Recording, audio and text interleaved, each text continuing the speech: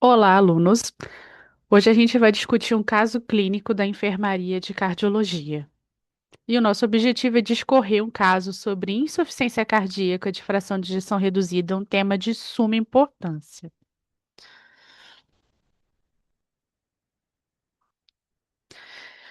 Trata-se então do paciente masculino JMS, de 68 anos, aposentado, que já está há 3 dias na enfermaria de cardiologia. Como diagnósticos, ele tem insuficiência cardíaca de fração de ejeção reduzida, cardiomiopatia isquêmica, doença arterial coronariana com histórico prévio de infarto há 4 anos e angioplastia da artéria descendente anterior. É um paciente hipertenso, diabético, dislipidêmico e ex-tabagista, portanto, de alto risco cardiovascular. De medicações habituais, usa carvedilol 12,5 miligramas 2 vezes ao dia, losartana 50 miligramas 2 vezes ao dia, espironolactona 25 miligramas ao dia, furosemida 40 miligramas ao dia, AS 100 miligramas ao dia, atorvastatina 40 miligramas ao dia, metformina 850 miligramas 2 vezes ao dia. A história da doença atual dele começa há 10 dias, quando ele notou uma dispneia progressiva, inicialmente aos moderados esforços e evoluindo. Há 3 dias ele notou piora e vem apresentando ortopneia, com esses levantares noturnos devido à falta de ar, e inclusive teve 2 episódios de dispneia paroxística noturna, notando também aumento de peso com piora de edema de membros inferiores. Fatores precipitantes, a princípio, ao interrogar, a gente sabia que poderia ter um uso irregular de furosemida aí, tá? Segundo ele, por conta de urinar várias vezes, principalmente ele precisando sair, ele deixou de fazer o uso. E também o próprio aumento de consumo de sal, segundo ele, que nesses eventos ao qual ele não queria urinar muito, ele ainda ia fazer uso de embutidos, né? Churrasco, linguiça de churrasco, churrasco ali com sal grosso, bastante sal, e ele fez uso também abusivo. Nessa internação, quando ele chegou já com muita dispneia, a gente observava que a pressão arterial dele é de 156 de sistólica e 92 de diastólica, com a frequência cardíaca, mesmo em vigência de beta-bloqueador, de 104 batimentos por minuto, taquipneico, portanto, frequência respiratória de 26 e uma saturação na oximetria de pulso de 91%. Então, portanto, com sinais vitais aí com alteração, tá?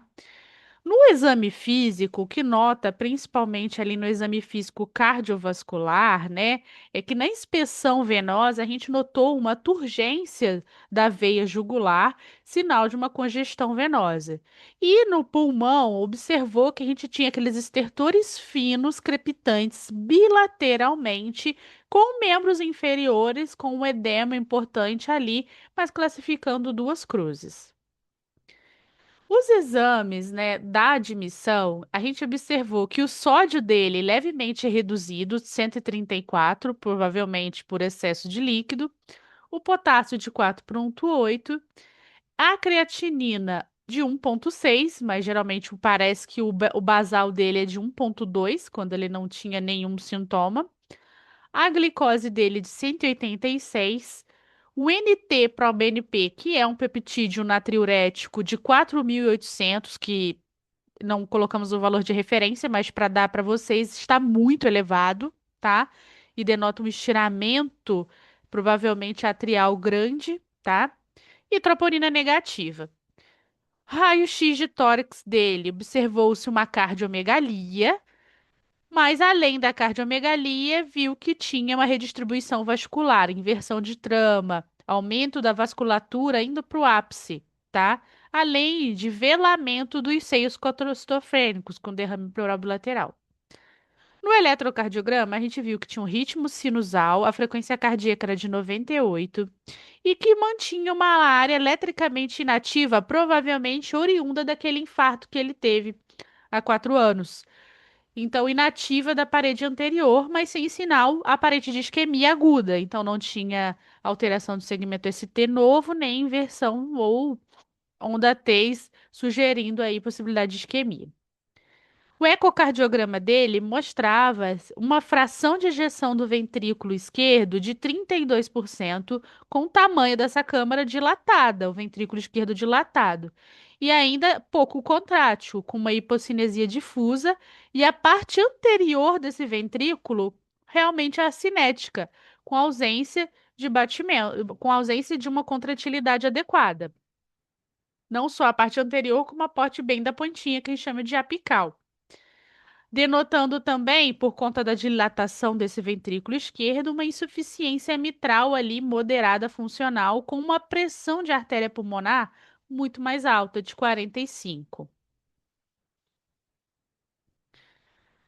Agora, no terceiro dia, né, ele internou, né, o médico da emergência prescreveu inicialmente furosemida e ele já estava na enfermaria de cardiologia recebendo também diurético. E a gente vai fazer isso no nosso dia a dia. Quando a gente chegar lá, a gente vai olhar no prontuário que a gente vai ser o médico que vai dar continuidade a essa evolução, tá? Então, agora no terceiro dia, é um paciente, né, que a gente vai colocar o cabeçalho, vai ver como ele ficou nas últimas 24 horas e vai se questionar o exame dele. A gente começa uma parte subjetiva, que é perguntando em relação aos sintomas que esse paciente internou, e uma parte objetiva, que é examinando esse paciente, tá?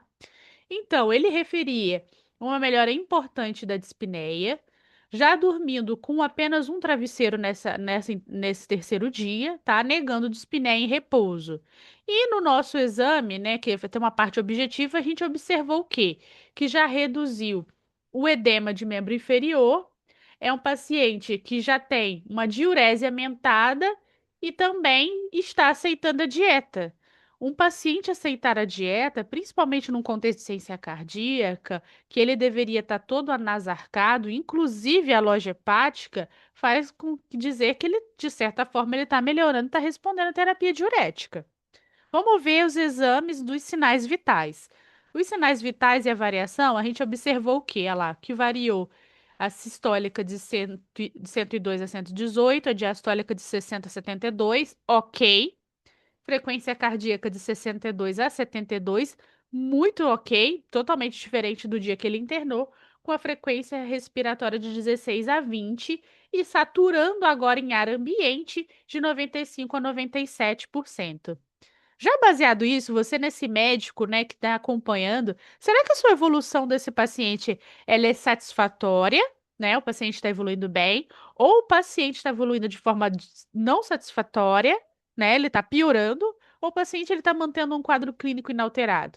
Aqui a gente observou que tem uma melhora evolutiva, então evoluindo aí de forma satisfatória.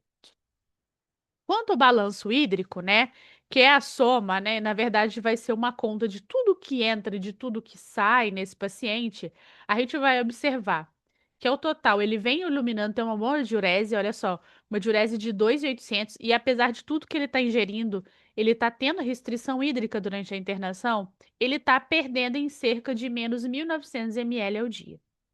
E o peso da internação dele, que é extremamente importante pesar o paciente com ciência cardíaca, diariamente durante o nosso tratamento, faz parte do nosso exame objetivo, tá? Ele chegou com 84 quilos e nesse terceiro dia ele já está com 80,8 quilos, uma perda aí estimada de 3,2 quilos, que a gente na discussão vai ver que isso é muito satisfatório. O ideal é a gente perder isso realmente em torno de 1 quilo ao dia.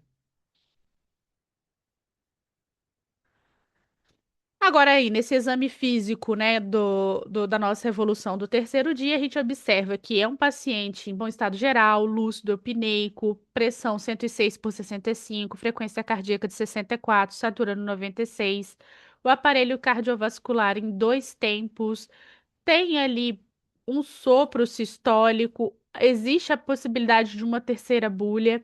A gente vê um sopro sistólico, principalmente no foco mitral, duas cruzes ali, ainda mantendo uma turgência jugular a 45 graus.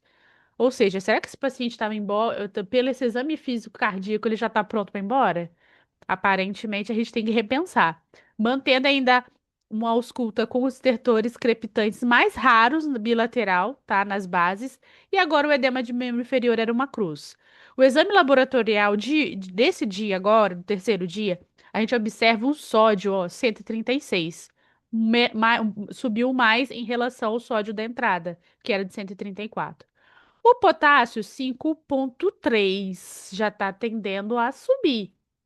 E a creatinina de 1,2, que é o basal dele antes de internar, antes de ter descompensação, que ele chegou com 1,6, agora ela está com 1,9. E a ureia de 82. Ou seja, talvez aqui eu vou ter que assumir um novo diagnóstico nesse cabeçalho do paciente. Às vezes esse paciente está entrando numa injúria renal aguda também. Então vamos discutir algumas questões, tá? Então a gente vai discutir cada questão baseado aí nesse caso. Primeiro, sobre o diagnóstico principal e o estado atual desse paciente. O diagnóstico dele é de insuficiência cardíaca, mas insuficiência cardíaca, o paciente ele pode ter e está compensado. Então a gente tem dois protótipos, a insuficiência cardíaca e o paciente que tem insuficiência cardíaca descompensada. E lembrando que toda insuficiência cardíaca, a gente classifica ela em reduzida, preservada, né? Ou aquela borderline, ou que a gente atualmente vem chamando de insuficiência cardíaca de fração de ejeção até melhorada, que é aquele paciente que teve uma reduzida e que vem tratando. Subiu a fração de ejeção, mas ele sempre vai usar as mesmas medicações. Então, insuficiência cardíaca de fração de ejeção melhorada, tá? Ele é um paciente com insuficiência cardíaca de fração de ejeção reduzida no dia a dia dele, tá? Mas ele tinha indícios que estava o quê? Descompensado. BNP alto e toda aquela corroboração do exame físico que denotava que ele estava congesto. Então, ele precisava, né, no momento de compensar, tá? A compensação, nesse momento do terceiro dia, está completa? Não. Esse paciente pode ir embora ou vai ficar internado ainda? Internado ainda. Ele precisa ainda de manter-se ainda durante a internação. Ele ainda tem sinais residuais ainda de descompensação. Ele ainda tem uma terceira bulha, ele ainda tem turgência jugular, ele tem estertor, ele tem edema de membro inferior. Fora que o peptídeo natriurético muito alto e que a gente pode acompanhar também, né? Um acompanhamento laboratorial com esse peptídeo para mostrar que ele também ele reduziria conforme o paciente ele fosse compensando. Vamos lá sobre essa segunda questão. Perfil clínico hemodinâmico. Toda vez que o paciente que tem insuficiência cardíaca e ele descompensou, a gente vai botar insuficiência cardíaca de fração de ejeção reduzida descompensada nesse caso. Então, a gente classificou insuficiência cardíaca, colocou que ela está descompensada, a gente tem que acrescentar o perfil da descompensação. Esse perfil da descompensação, ele é um perfil que a gente classifica de acordo com o estado hemodinâmico desse paciente. A gente fala que o paciente ele é quente se ele mantém uma perfusão adequada. Como a gente pode ver isso na prática? Se as extremidades desse paciente está quente, se o tempo de enchimento capilar desse paciente ele se enche rápido, menos de 2 segundos, se os pulsos ali sente com mais facilidade. E se esse paciente ele é úmido ou seco? Então a gente usa quente ou frio, né? Quente se tiver com a perfusão preservada, frio se a perfusão for diminuída, e úmido se ele tiver com sinais de congestão, ou seco se ele não tiver sinais de congestão. Então, úmido é quando ele está congesto, que é no caso do nosso paciente, tá? Então, quando a maioria, né, o maior, e inclusive os casos mais fáceis da gente tratar de ciência cardíaca, é o perfil, né, do paciente que ele é um B, quando geralmente ele interna, que é o paciente úmido e quente. Esse é o paciente mais tranquilo da gente tratar e a grande maioria, tá? O perfil A de insuficiência cardíaca é o paciente que não está descompensado, né? É o paciente que tem perfusão que ele está sequinho. Esse é o que a gente quer no nosso dia a dia de ambulatório, só fazer aquele repeteco de receita ou rever medicação ali, e é o paciente tranquilo. O B já é aquele paciente que tem sinais de descompensação ali e ele tem perfusão mantida. Essa insuficiência cardíaca é a mais fácil de tratar. Agora, o perfil C já é aquele paciente mais grave. É aquele paciente em que a bomba provavelmente está extremamente deteriorada, tá? Então, ele tem um perfil frio, né? Isso pode gerar isquemia dos órgãos e ele piorar muito, tá? E esse paciente está úmido. Esse é o paciente que precisa de diurético, mas muitas vezes ele não tem cabeça de pressão, né? Para tolerar só diurético, ele precisa de inotrópico. O perfil B precisa de diurético e muitas vezes vasodilatador. Já o perfil C precisa de diurético e inotrópico bomba. E aí a gente tem o perfil L também. Esse perfil L, o manejo, né? Às vezes é a hidratação. Nada impede do seu paciente com ciência cardíaca fazer um quadro de hipovolemia também. Então, aquele paciente de perfil frio e perfil seco. É o paciente, por vezes, que já tem ciência cardíaca muito grave, fração de ejeção reduzida, e às vezes abusou, ou o diurético foi em excesso, ou fez um quadro de diarreia. E esse paciente, às vezes, ele precisa também restabelecer a sua euvolemia, tá? Como às vezes a gente identificar esse perfil L, muitas vezes a gente usa ecocardiograma, avaliação da veia cava, tá? Que a gente vai ver tudo aí ao longo do nosso período. Ainda há congestão nesse terceiro dia? Esse paciente a gente já podia liberar? Sim, ainda há congestão, né, gente? A gente viu que nosso paciente ele tinha sinais clínicos ainda, que inclusive, né, são sinais que estão presentes, né, lá nos critérios de Framingham de ciência cardíaca, ó, turgência jugular, presença de terceira bulha, estertores bilaterais e edema de membros inferiores. Então, é um paciente ainda que não está pronto completamente para ir embora. Então, a nossa decisão ainda é manter o diurético. E sobre a elevação de creatinina? A gente vai deixar para lá? Não, né? A gente tem que ficar sob monitorização, mas a gente sabe que ele tem um padrão compatível com piora da função renal, tá? Atualmente, né, a gente tem que fazer o seguinte: se o paciente está precisando de diurético e ele está congesto ainda, a tendência é manter o diurético. Só que a gente tem que esperar até que não suba muito mais do que isso, tá? Porque senão a gente vai ter que acionar também a equipe de nefrologia, tá? A gente pode até ter uma piora da função renal, é muito comum disso acontecer durante a internação, a piora da função renal durante a internação de ciência cardíaca. A princípio, não é porque piorou, você já vai tirar o diurético, porque o manejo da síndrome cardiorrenal, por vezes, ela é complexa. Às vezes, o rim, ele vai entrando numa insuficiência renal aguda por conta que o próprio diurético, às vezes, reduzindo o fluxo intraglomerular, ou às vezes é o próprio edema, ou a anasarca, que causa um inchaço renal e também pode piorar o rim. Então, a gente sabe que esse binômio coração e rim é uma coisa acompanhada muito durante o manejo da insuficiência cardíaca.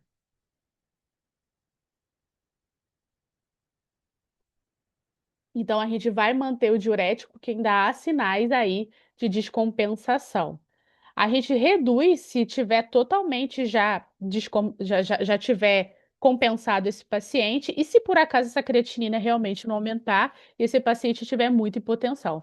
Aí esse é o momento que a gente aciona a equipe de nefrologia, às vezes a gente tem que rever a nossa terapia se esse paciente também não vai precisar de uma força nessa bomba de um inotrópico, tá? Quando eu pensar em suspender, realmente, se o paciente já tiver euvolêmico ou sinais de hipoperfusão realmente mantidas, tá? E quanto ao potássio? Aí, gente, o potássio geralmente também é uma preocupação nossa. A gente sabe que uma hipercalemia, o nosso paciente ele pode vir a evoluir com uma arritmia e também óbito, tá? Então, nesse contexto, a hipercalemia leve a gente tende a ser permissivo.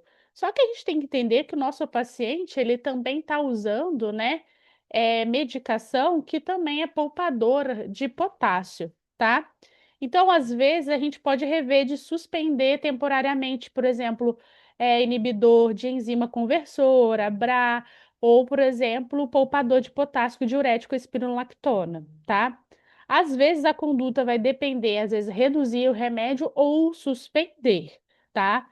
Geralmente o potássio, o ideal é que ele estivesse abaixo de 5, mas na prática, às vezes um potássio em torno de 5,4, a gente ainda vai sendo muito permissivo em não suspender ainda essas medicações que são cardioprotetoras. Lembrar, né, que um potássio já acima de 6, de muitas vezes a gente requer um tratamento ativo dessa hipercalemia. Isso significa reduzir ele imediatamente. Gluconato de cálcio, glicoinsulina ia ser avaliado. Lembrar agora, né, o que que esse paciente a gente já tem que estar pensando já nesse terceiro dia. Compensando tudo bonitinho, a gente, esse paciente precisa estar na nossa prescrição na hora que a gente vai olhar. A farmacologia que modifica o prognóstico da insuficiência cardíaca de fração de ejeção induzida, que agora é o quarteto fantástico. Lembrar de rever esse paciente, rever dose, lembrar que a gente tem que, se o paciente não usa, iniciar, e geralmente ao longo de 2 até um mês a gente vai aumentando progressivamente, o ideal é a dose máxima de ambos, tá? Então, beta-bloqueador e ECA-BRA, ou no caso inibidor da neprilisina, tá? Que a gente pode usar o sacubitril/valsartana. Lembrar também do nosso antagonista mineralocorticoide, spironolactona ou eplerenone. E lembrar do nosso do nosso ISGLT2, né? Que é a dapaglifosina, a nossa empaglifosina também, que hoje em dia compõe o quarteto fantástico que vai ter que estar na prescrição desse paciente, e o ideal que já se inicie isso antes da alta. Tá? Então, a terapêutica instituída, se possível, antes da alta. Lembrar, né, que às vezes a pressão e a frequência cardíaca no caso dos nossos pacientes, desse nosso paciente especial que a gente viu ali, já está no limite, já a frequência cardíaca também já está adequada. Então, a princípio, a gente mandaria a dose do beta-bloqueador. No caso, a losartana, a gente pode considerar a troca, né? Para o sacubitril/valsartana, né? A gente sabe que um dos manejos, às vezes até na diretriz cardíaca, quando você tem uma classe funcional ainda 2 em manejo da losartana, a gente pode fazer essa troca. Atualmente, inclusive, quando você tem já o diagnóstico de cara, você já pode até iniciar o sacubitril/valsartana também, tá? Lembrar de antes da alta começar a DAPA, que é o inibidor de SGLT2, tá? E essas doses, né, elas vão ser progressivamente aumentadas a maior dose possível, que são medicações cardioprotetoras. A gente pode fazer isso a nível ambulatorial. E aí, questões, né, de fatores precipitantes, na hora da alta a gente vai ter que falar, né? A boa aderência do diurético, a importância desse paciente manter o uso, a questão da dieta desse paciente, da questão também de ingesta hídrica, e esse paciente ele tem que ter um controle do seu próprio peso, tá? Ele tem que saber o peso dele. Se ele aumentar o peso, já é um sinal de ciência cardíaca também descompensado. Então, orientações fundamentais para essa alta não é só a gente prescrever, é a gente também orientar muito bem. Então, ele aderir muito bem aos medicamentos, ele obedecer uma dieta, monitorar o peso, orientar sobre sinais de alarme e possível retorno da insuficiência cardíaca, ele procurar o segmento, tá? E lembrar que esse paciente, mesmo ele tudo bem, ele tem que ser revisto ambulatorialmente, pelo menos após a alta, em torno de 1 a 2 semanas. E aí, de tarefa final, se possível, né? Podem usar o caderno de vocês. A gente vai fazer a tarefa do prontuário médico. Como seria a evolução médica? Pode fazer do jeito de vocês, que a evolução é de vocês, tá? Desse nosso paciente em questão da enfermaria de clínica médica, tá? Então a gente pode fazer essa tarefa aí no terceiro dia, como seria a evolução desse paciente. A gente vai fazer um cabeçalho, a gente pode fazer últimas 24 horas, começar dados do exame subjetivo e objetivo. No exame objetivo, colocar dados dos sinais vitais, colocar dados também dos aparelhos, fechar a nossa, né, depois o nosso objetivo com uma impressão médica, tá? Sobre sobre a situação, como você concluiria isso, e a conduta, que seriam os verbos, como, quais são os atos, né? O que que você vai fazer para esse paciente, ele possivelmente ganhar alta em breve, o que que ele precisa, tá?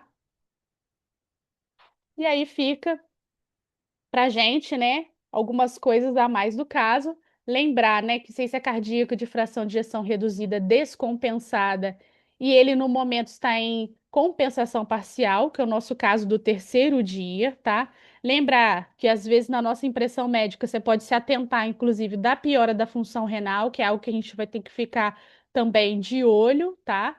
Lembrar que não só da piora da função renal, a gente tem um distúrbio hidroeletrolítico considerável, mesmo que leve, a gente também tem que ficar de olho, tá? E lembrar das outras comorbidades, que a princípio parece que está controlado, mas se não tiver controlado, a gente também vai fazer uma otimização terapêutica dessas comorbidades também associadas. Lembrar, né, gente, na hora da conduta, que tudo que você vai fazer vai ser já planejando a futura alta. Então, uma conduta que a gente pode fazer, tá?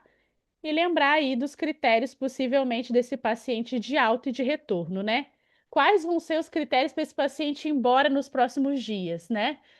Eu mandaria ele embora se ele tivesse uma euvolemia completa, esse edema tivesse zerado, a turgência jugular já tivesse ausente, a saturação já maior que 92, 94%, já estaria feliz também. Uma pressão arterial sistólica acima de 90, que garante uma boa perfusão, né? Garante o meu paciente quente, que é o meu paciente ideal. Essa creatinina, pelo menos mais estável, ela não piorando, não ascendendo, e esse potássio também dentro dos limites ideal e o menor, o ideal ali em torno de 5,5, para que inclusive eu consiga continuar aquelas medicações cardioprotetoras como o BRA, o IECA ou o Entresto, ou mesmo também a espironolactona. Lembrar que a diurese tem que também, esse paciente, na hora que de ir embora, ele já tem que estar com tudo em comprimido, né? Então, diurese que a gente fala com as medicações orais eficazes também. Agora, ele não usando mais medicação venosa.